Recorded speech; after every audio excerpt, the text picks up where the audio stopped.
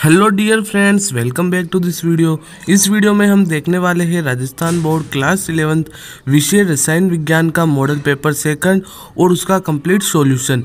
अगर इससे पहले आपने मॉडल पेपर फर्स्ट के सॉल्यूशन की वीडियो नहीं देखी है तो लिंक डिस्क्रिप्शन बॉक्स में मिल जाएगी, आप उस वीडियो को जरूर देखें। इस वीडियो में हम मॉडल पेपर सेकंड को कंप्लीट सॉल्व करने वाले हैं, तो इस वीडियो को एंड तक जरूर देखें। तो चलिए वीडियो शुरू करते हैं। यहाँ पर सबसे पहले प्रश्न संख्या क्वेश्चन नंबर फर्स्ट है, उसके अंदर क्वेश्चन नंबर फर्स्ट से लेकर क्वेश्चन नंबर 10 तक सभी क्वेश्चन आपके 1 नंबर के हैं। इसके बाद क्वेश्चन नंबर सेकंड से लेकर क्वेश्चन नंबर 11 तक के सभी क्वेश्चन आपके 1 नंबर के हैं। फिर क्वेश्चन नंबर 12 से लेकर क्वेश्चन नंबर 15 तक के क्वेश्चन आपके 2 नंबर के हैं। और क्वेश्चन नंबर 16 से 19 तक के जो क्वेश्चन है वो आपके 3 नंबर के हैं। फिर क्वेश्चन नंबर 20 से क्वेश्चन नंबर 21 तक के क्वेश्चन 4 नंबर के हैं। फिर क्वेश्चन नंबर 22 और 23 जो कि 4 नंबर के हैं। तो चलिए अब हम मॉडल पेपर को सॉल्व करते हैं। तो सबसे पहले आएगा आपके खंड सेक्शन है, जिसके अंदर आपका पहला क्वेश्चन बनेगा बहुवैकल्पिक प्रश्न मल्टीपल चॉइस क्वेश्चंस। तो उसके अंदर आपको सबसे पहला क्वेश्चन पूछ रखा है कि कैंडेला किस भौतिक राशि का मात्रक है। तो इसका जो आंसर होगा वो होगा ऑप्शन नंबर से ज्योति तीव्रता। और आपको ये बात ध्यान रखनी है कि भौतिक राशि और उसके जो 7 भौतिक राशियाँ होती है और 7 मात्रक होते हैं वो आपको याद होने चाहिए। एक क्वेश्चन इसमें बनता ही बनता है। फिर क्वेश्चन नंबर सेकंड है कि L बराबर 3 हो तो L के संभव मान होंगे। आपको N की वैल्यू 3 दे रखी है तो L के संभव मान 0, 1, 2 हो सकते हैं। तो राइट आंसर होगा option number the all of the above. फिर क्वेश्चन नंबर 3 है कि निम्नलिखित की अधिकतम त्रिज्या है। तो इस क्वेश्चन का जो आंसर होने वाला है वो है ऑप्शन नंबर से Mg यानी मैग्नीशियम। फिर क्वेश्चन नंबर 4 है कि बंध लंबाई न्यूनतम होगी। तो इसका जो आंसर होगा वो होगा ऑप्शन नंबर ब F2। फिर क्वेश्चन नंबर 5 है कि Ne यानी कि नियोन के अणुओं के मध्य बंध होता है। तो इसका जो आंसर होगा वो होगा ऑप्शन नंबर द वांडरवाल बंध। फिर क्वेश्चन नंबर 6 है कि OF2 में O का ऑक्सीकरण अंक है। तो अब मैं आपको ऑक्सीकरण अंक इसका निकाल के समझा देता हूँ ताकि आपको समझने में आसानी रहेगी कि इसका ये ऑक्सीकरण अंक किस तरह से आया। आपको किस में ऑक्सीकरण अंक निकालना है, OF2 में किसका निकालना है, O का। तो जिसका भी निकालना है आपको ऑक्सीकरण अंक उसको आप X मान लीजिए। तो ये लो भाई X मान लिया। फिर F क्या होता है हमारा फ्लोरीन, और फ्लोरीन का जो ऑक्सीकरण अंक होता है वो आपको याद करना होगा प्लस का 1 यहाँ पे कितनी है 2। तो इसे हम 2 से मल्टीप्लाई कर देंगे और इजिकल्स टू 0। तो x 1 और 2 की गुणा करेंगे 2 इजिकल्स टू 0। और अब हम +2 का स्थानांतरण करेंगे तो ये हो जाएगा -2। मतलब OF2 में आपको O का ऑक्सीकरण अंक कितना होगा -2, ऑप्शन नंबर ए। फिर क्वेश्चन नंबर 7 है कि किसी न्यूनतम एंट्रोपी है। एंट्रोपी जो कि न्यूनतम है वो है ऑप्शन नंबर बे डायमंड हीरा। फिर क्वेश्चन नंबर 8 है कि सारी धातु की संयोजकता है। तो सारी धातु आपको पता है कौन कौन सी है। आपका ग्रुप नंबर फर्स्ट हलीना की रब से फरियाद, जैसे कि लिथियम। तो लिथियम का परमाणु क्रमांक कितना होता है 3, मतलब 2,1। तो संयोजकता कितनी होगी 1। फिर अगला क्वेश्चन देखते हैं। क्वेश्चन नंबर 9 है कि प्रयोगशाला में संश्लेषित प्रथम कार्बनिक पदार्थ। इसका जो आंसर है वो है ऑप्शन नंबर ब यूरिया। फिर क्वेश्चन नंबर 10 है कि सामान्य दशाओं में मेथेन से अभिक्रिया नहीं दर्शाती तो I2। ओके। फिर अब हम आ चुके हैं क्वेश्चन नंबर सेकंड की ओर। अब मैं आपको पहले क्वेश्चंस बताऊंगा फिर इनके आंसर्स दिखाऊंगा। क्वेश्चन नंबर सेकंड है कि मोलर द्रव्यमान को परिभाषित करो। क्वेश्चन नंबर 3 है कि नोट्स किसे कहते हैं। क्वेश्चन नंबर 4 है कि द्विध्रुव आघूर्ण किसे कहते हैं। क्वेश्चन नंबर 5 है जो कि अब की बार आपके सिलेबस से हट चुका है। और क्वेश्चन नंबर 6 ये भी अब की बार आपके सिलेबस से हट चुका है। क्वेश्चन नंबर 7 है कि सिग्मा व पाई बॉन्ड की आपको गणना करनी है। और क्वेश्चन नंबर 8 है ऊर्ध्वपातन जो कि अब की बार आपके हट चुका है। तो अब मैं आपको क्वेश्चन नंबर सेकंड से लेकर क्वेश्चन नंबर 7 तक के सभी आंसर दिखाता हूँ। तो आपका क्वेश्चन नंबर सेकंड था कि मोलर द्रव्यमान को परिभाषित करना है। तो मोलर द्रव्यमान की परिभाषा होती है किसी पदार्थ के 1 मोल के ग्राम में व्यक्त द्रव्यमान को मोलर द्रव्यमान कहते हैं। मोलर द्रव्यमान इजिकल्स टू परमाणु द्रव्यमान इजिकल्स टू आणविक द्रव्यमान इजिकल्स टू शुद्ध द्रव्यमान। अगर आपको परमाणु द्रव्यमान पूछे तो भी समझ लीजिए वो मोलर द्रव्यमान है। जैसे H2O का आपको मोलर द्रव्यमान निकालना है तो वो होगा 18.02 ग्राम मोल यूनिवर्स। और NaCl का 58.5 ग्राम मोल यूनिवर्स। फिर अगला क्वेश्चन था आपके नोट्स नोड्स या फिर नोड्स तल दोनों एक ही बात है। तो किसी परमाणु में वह स्थान जहाँ इलेक्ट्रॉन के पाए जाने की संभावना शून्य होती है उसे हम नोड्स कहते हैं। ओके, फिर अगला क्वेश्चन था द्विध्रुव आघूर्ण किसे कहते हैं। तो किसी ध्रुवीय अणु में आवेश के मान तथा आवेशों के बीच की दूरी के गुणनफल को द्विध्रुव आघूर्ण कहते हैं। इसे हम सूत्र के रूप में लिख सकते हैं द्विध्रुव आघूर्ण म्यू इक्वल्स टू आवेश Q इंटू आर, आवेशों के बीच की दूरी, या फिर म्यू इक्वल्स टू QR, या फिर mu equals to Q into D. इसके बाद आपका अगला क्वेश्चन जो पांचवा है हट चुका है, छठा क्वेश्चन हट चुका है। अब आ चुके हैं सातवें क्वेश्चन की ओर। सिग्मा व पाई बंध की आपको गणना करनी है कि इसके अंदर कितने सिग्मा और कितने आपके पाई बॉन्ड है। तो इसकी गणना करने के लिए आपको जो ये सूत्र दे रखा है, इस सूत्र के अंदर जितने भी एलिमेंट्स है उन सबको ऐड कीजिए। तो इसके अंदर कितने एलिमेंट्स है 4, इसके अंदर 2, 4 और 2 कितने हो गए 6, 7, 8, 9। तो मतलब कुल मिला के 9 एलिमेंट्स हो गए। आपको अब सिग्मा बॉन्ड निकालना है तो आप 9 में से 1 घटा दीजिए तो हमारे पास सिग्मा बॉन्ड आएंगे 8। अब पाई बॉन्ड पूछ रहा है, पाई बॉन्ड कितने होते हैं। तो देखो डबल बॉन्ड होता है उसमें 1 सिग्मा 1 पाई होता है, और अगर ट्रिपल बॉन्ड होता है तो इसमें 1 सिग्मा और 2 पाई होता है। ओके, तो यहाँ पर हमारा क्या आ रहा है, यहाँ पर आप देख सकते हो डबल बॉन्ड आ रहा है। तो मतलब यहाँ पर हमारा कितना पाई बॉन्ड है, सिर्फ 1 पाई बॉन्ड है। तो इसके अंदर 8 तो सिग्मा होंगे और 1 पाई बॉन्ड होगा। और फिर इसी तरीके से प्रोफ 1 इन पूछा, तो प्रोफ 1 इन के अंदर भी आपके 8 सिग्मा बॉन्ड होंगे और 1 पाई बॉन्ड होगा। आप लिख लीजिएगा। और आपको सिग्मा व पाई बॉन्ड निकालना नहीं आता है तो आप कमेंट कर सकते हैं, मैं इसके ऊपर भी वीडियो लेकर आ सकता हूँ। फिर क्वेश्चन नंबर 9 है कि 2 अस्थायी द्विध्रुव के बीच के आकर्षण को कहा जाता है। तो इसे लंदन डिस्पर्सियन या फिर पेरिस द्विध्रुव आघूर्ण बल भी कहते हैं। फिर क्वेश्चन नंबर 10 है कि बेंजीन एक यौगिक है। तो बेंजीन एक हाइड्रोकार्बन यौगिक है। फिर क्वेश्चन नंबर 11 है कि एथाइन को रक्त तृप्त लोहे नलिका से गुजारने पर प्राप्त होता है। तो बेंजीन प्राप्त होता है। फिर क्वेश्चन नंबर 12 था कि मूलानुपाती सूत्र व अणु सूत्र में अंतर लिखिए। Right the difference between the empirical formula and molecular formula. तो देखो अंतर निकालने का सबसे बेस्ट तरीका है, अगर आपको अंतर में कुछ भी नहीं आ रहा है तो उनके परिभाषा लिख दीजिए। तो मूलानुपाती सूत्र क्या है, किसी यौगिक में उपस्थित विभिन्न तत्वों के परमाणुओं के सरलतम पूर्ण संख्या अनुपात को मूलानुपाती सूत्र कहते हैं।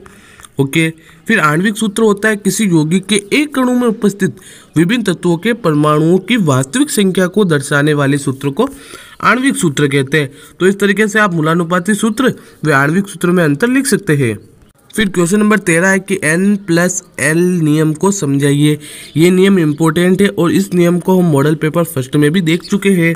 ओके, फिर अथवा में आपको दे रखा है कि आपको क्वांटम संख्याओं के मान निकालने हैं। मुख्य क्वांटम संख्या, दिगंशी क्वांटम संख्या, चुंबकीय क्वांटम संख्या और चक्रण क्वांटम संख्या, आपको इनके मान निकालने हैं। फिर क्वेश्चन नंबर 14 है कि निम्नलिखित समीकरण को आपको ऑक्सीकरण अंक विधि द्वारा संतुलित करना है। Balance the following reaction using oxidation number method. Cr2O7 -2 plus SO3 -2 equals to Cr+3 plus SO4 -2। इसको आपको ऑक्सीकरण अंक विधि द्वारा संतुलित करना है। तो इस समीकरण को आपको इस तरीके से संतुलित करना है। सबसे पहले आपको क्या करना है, ऑक्सीकरण अंक ज्ञात करना है। फिर आपको ऑक्सीकरण अंक में कमी और वृद्धि को संतुलित करना है। फिर आपको आवेश को संतुलित करना होगा और फिर आप हाइड्रोजन को संतुलित कर देंगे। तो इस तरीके से आपको ऑक्सीकरण अंक विधि द्वारा इस समीकरण को संतुलित करना होगा। और फिर अथवा में जो क्वेश्चन है वो भी इम्पोर्टेंट है कि KMnO4 और Kr2Cr2O7 और FeO में ऑक्सीकरण अंक ज्ञात करना है। यह भी क्वेश्चन आपके मॉडल पेपर फर्स्ट में आ चुका था।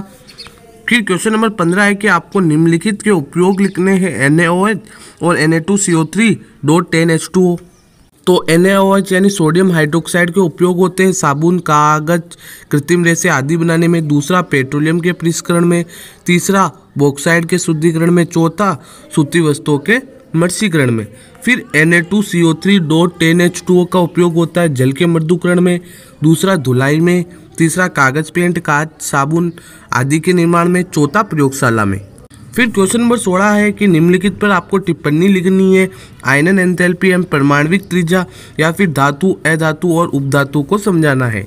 तो आयनन एंथैल्पी क्या होती है? किसी एक मोल उदासीन विलगित गैसीय परमाणु की तटस्थ अवस्था में सबसे बाहरी कोश से इलेक्ट्रॉन को हटाने के लिए जो आवश्यक ऊर्जा होती है वो आयनन एंथैल्पी कहलाती है।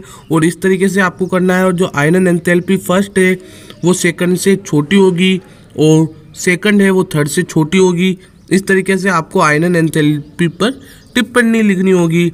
फिर परमाणु त्रिज्या, किसी परमाणु के नाभिक तथा सबसे बाहरी कोश के इलेक्ट्रॉन के मध्य की दूरी को परमाणु त्रिज्या कहा जाता है। ये 3 प्रकार की होती है, सहसंयोजक त्रिज्या, धात्विक त्रिज्या और वान डेर वाल्स त्रिज्या।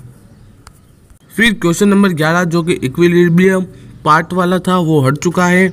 ओके, फिर वापस अथवा में भी वही क्वेश्चन है, हट चुका है। फिर क्वेश्चन नंबर 18 है हाइड्रोजन चैप्टर भी आपके हट चुका है। फिर अथवा में जो क्वेश्चन है जल व बर्फ की संरचना को समझाइए। तो देखो मेरी बात को ध्यान से सुनना। जो जल की संरचना है वो तो आपके अब की बार हट चुकी है, लेकिन बर्फ की संरचना अब की बार आपके नहीं हटी है। इसलिए आपकी बर्फ को संरचना को आना चाहिए। और बर्फ की जो संरचना होती है वो चतुष्फलकीय है, पिंजरे के समान होती है। फिर क्वेश्चन नंबर 19 है जो कि अब की बार आपके सिलेबस से हटा दिया है। ये जो क्वेश्चन है वो आपके चैप्टर 12 से है। और मैं ये कह रहा हूँ कि 11th में आपने चैप्टर 12 नहीं पढ़ा है तो आप ऑर्गेनिक में कुछ भी नहीं कर पाओगे। इसलिए मेरी बात को ध्यान से सुनना। और चैप्टर नंबर 12 है उसको आपको कंप्लीट पढ़ना है, भले ही अब की बार आपके सिलेबस में नहीं है। फिर आ चुके हैं सेक्शन डी में जो कि है क्वेश्चन नंबर 20, निकाय को परिभाषित करके इसके प्रकारों का आपको सचित्र वर्णन करना है। अथवा में है कि निम्नलिखित तालिका में दिए गए डेल्टा जी के मान आधार पर साम्य की प्रक्रम स्वतः प्रवृत्तता तथा अस्वतः प्रवृत्तता को बताइए। जो क्वेश्चन नंबर 20 है ये दोनों क्वेश्चन इंपॉर्टेंट है। और निकाय को परिभाषित करना है, डिफाइन सिस्टम, ये तो इम्पोर्टेंट है। ये इसके प्रकार होते हैं, कितने प्रकार होते हैं आपको पता होगा, 3 प्रकार होते हैं, ओपन सिस्टम, क्लोज सिस्टम और एक होता है विलगित निकाय। फिर मैं आपको अथवा वाला का आंसर दिखा देता हूँ। तो पहले के अंदर आपको लिखना होगा कि अभिक्रिया सभी तापों पर स्वतः परिवर्तित होगी। दूसरा लिखना होगा अभिक्रिया निम्न ताप पर स्वतः परिवर्तित होगी। तीसरे में लिखना होगा अभिक्रिया उच्च तापों पर अस्वतः परिवर्तित होगी। और चौथे में लिखना होगा अभिक्रिया निम्न ताप पर अस्वतः परिवर्तित होगी। पांचवें में लिखना होगा कि अभिक्रिया उच्च ताप पर स्वतः परिवर्तित होगी। और छठे में लिखना होगा अभिक्रिया सभी तापों पर अस्वतः परिवर्तित होगी। फिर क्वेश्चन नंबर 21 है कि VSPER सिद्धांत के आधार पर निम्नलिखित अणुओं की आकृति को मिलान करना है। तो जो पहला है SO2, इसको आपको मिलाना है मुड़ी हुई। दूसरा है NH3, इसको आपको मिलाना है त्रिकोणीय पिरामिडी। तीसरा है ClF3, इसको आपको मिलाना है T आकृति। फिर चौथा है HCF4, इसको आपको मिलाना है स्क्वायर प्लेनर से। फिर BeCl2, इसको आपको मिलाना है रेखीय से। SF6 अष्टफलकीय। CH4, इसको आपको मिलाना है चतुष्फलकीय। और BF3, इसको आपको मिलाना है ट्रिगोनल प्लेनर। फिर अथवा में जो क्वेश्चन है वो भी इंपॉर्टेंट है। What is hybridization, explain hybridization in C2H6 and C2H4 with diagram. Most important question है, अच्छे से तैयार करना है। फिर सेक्शन ई है कि निम्नलिखित के आपको IUPAC नेम निकालने हैं, जो कि अब की बार आपके चैप्टर हटा दिया है। लेकिन मैं बोल रहा हूँ कि चैप्टर नंबर 12 को आपको करना ही करना है। आप फिर निम्नलिखित पर टिप्पणी लिखनी है, पेरोक्साइड प्रभाव या फिर एथाइन का कक्षीय चित्र, जो कि इम्पोर्टेंट है। फिर जो अगला क्वेश्चन है वो तो इससे भी ज़्यादा इंपॉर्टेंट है कि निम्नलिखित रासायनिक समीकरण को पूरा कीजिए। तो CaCO3 को हम गर्म करेंगे, कैल्शियम कार्बोनेट तो CaO प्लस CO2 बनेगा। CH2 double bond CH2 plus Br2, उसको हम CCl4 की उपस्थिति में गर्म करेंगे तो हमें क्या मिलेगा, CH2 और दोनों CH2 के आपको Br से ऐड करना है। यहाँ पर आपको क्या करना होगा, इस तरीके से ऐड करना है। ओके, फिर जो अगला क्वेश्चन है CH3 CH double bond CH2 plus O3 Zn plus H2O। तो इसमें जो आपका बनेगा वो होगा CH3 CHO प्लस HCHO। फिर क्वेश्चन नंबर 23 है कि निम्नलिखित के परिवर्तनशील ऑक्सीकरण अवस्था पर आपको चर्चा करनी है। या फिर अथवा में है कि आपको कारण बताना है कि हीरे में सहसंयोजन बंध उपस्थित होने पर भी इसका गलना क्यों होता है। और B से BF6-3 का निर्माण नहीं हो सकता है, समझाइए। ये क्वेश्चन इंपॉर्टेंट है, आपको अच्छे से याद करना होगा। फिर इलेक्ट्रॉन न्यून यौगिक, शुष्क बर्फ, धात्विक कार्बाइड या फिर जल गैस पर आपको टिप्पणी लिखनी है। तो ये इस तरीके से कुछ मॉडल था जो कि आपका 2021 का मॉडल पेपर था, और 2022 में अभी तक कुछ भी फिक्स नहीं हो पाया है कि आपके इस चैप्टर से कौन से क्वेश्चन बनेंगे, छोटे बड़े अभी तक तो कोई फिक्स नहीं हुआ है। तो आपको इन क्वेश्चंस को अच्छे से तैयार करना है और आपको कोई टेंशन नहीं लेनी है। आपकी पूरी की पूरी वार्षिक परीक्षा की जो तैयारी है वो इस चैनल के माध्यम से आपको करवाई जाएगी। तो आप जल्दी से इस वीडियो को लाइक कर दें, शेयर कर दें और कमेंट करके बताएं कि आपको ये वीडियो कैसी लगी।